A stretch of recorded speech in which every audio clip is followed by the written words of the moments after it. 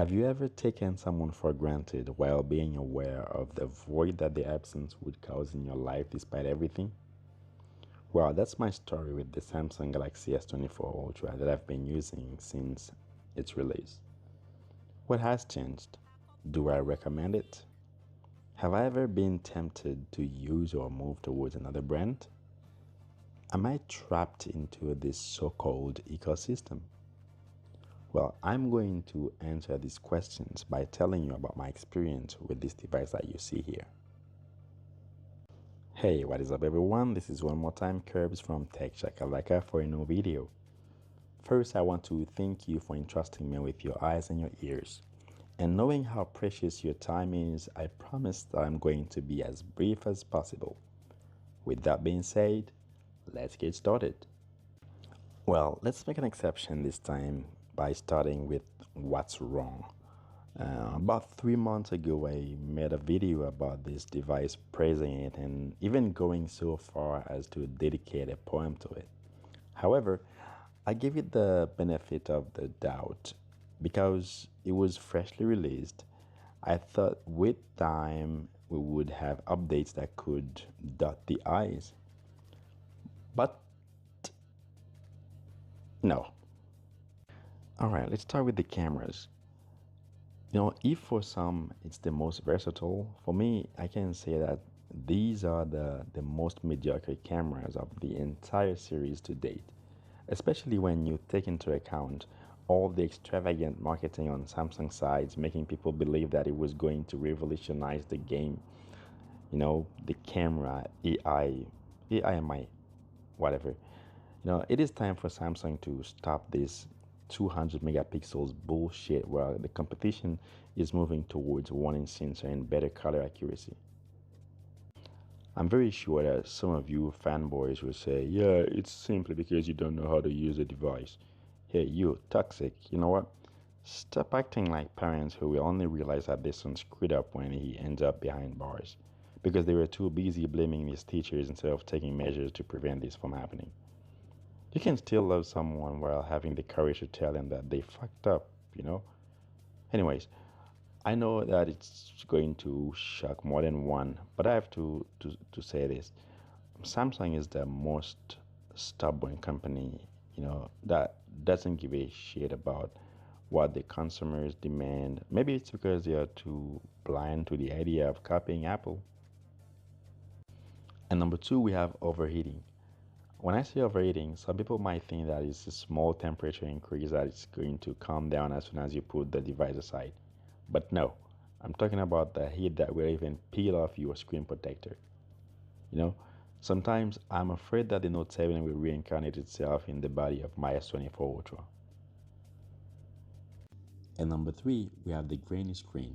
Not at all what Samsung usually offers. In normal times, we have a color accuracy that doesn't care about any reality. And as we reduce the brightness, we can see a degradation of the screen. At this point, we can probably say that the only possible update to fix this will be the Samsung Galaxy S25 Ultra. And number four, we have the charging speed. I understand that Samsung is doing everything to avoid repeating the same mistake twice in less than 10 years. But why sell a 65-watt charger when the charging speed remains the same? I don't mean that you have to give me a phone that will charge in less than 30 minutes, but I still don't want to wait for it to take almost 2 hours. Alright, despite everything that I've just told you, I have to emphasize that there are some small things, sometimes taken for granted, that are the reasons why I can't imagine using another device other than Samsung. Number one, we got the S Pen, which may not be something that is valid for everyone, but the S Pen is so far the only thing that keeps me prisoner of Samsung. I tried to escape by trying to get more alternatives on the market, like the active stylus, just to be able to get rid of this addiction. Unfortunately, it was in vain. Especially this year, we have a completely flat screen. Now everything seems to be in order. Number two, we have One UI. There is this thing with One UI, trust me, The animation is nothing compared to many other giants on the market right now, but the versatility it provides is unmatched. Being equipped with a 6.8-inch screen, it takes multitasking to a whole new level. I like being able to have many windows open at once. It's gorgeous. Number three, we have the battery life. I'm not going to say it's the best, but the 5000 milliamp hour never put me in the situation to desperately look for my charger before the end of the day. Even having subjected it to impeccable tasks, it does not disappoint. And last but not least, we have the Snapdragon 8 Gen 3 for Galaxy.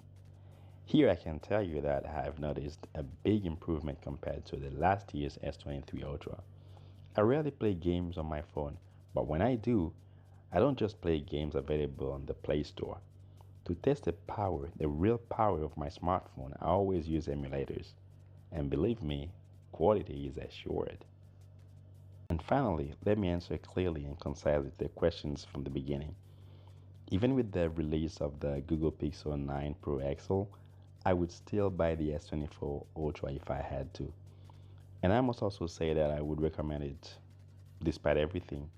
But of course, if you do not take mobile photography too seriously. As for the ecosystem, I don't really feel trapped.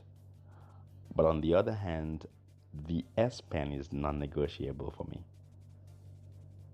Alright everyone, thank you very much for watching. If you liked the video, give it a thumbs up. And if you're not subscribed yet, please subscribe so you don't miss any of our future videos.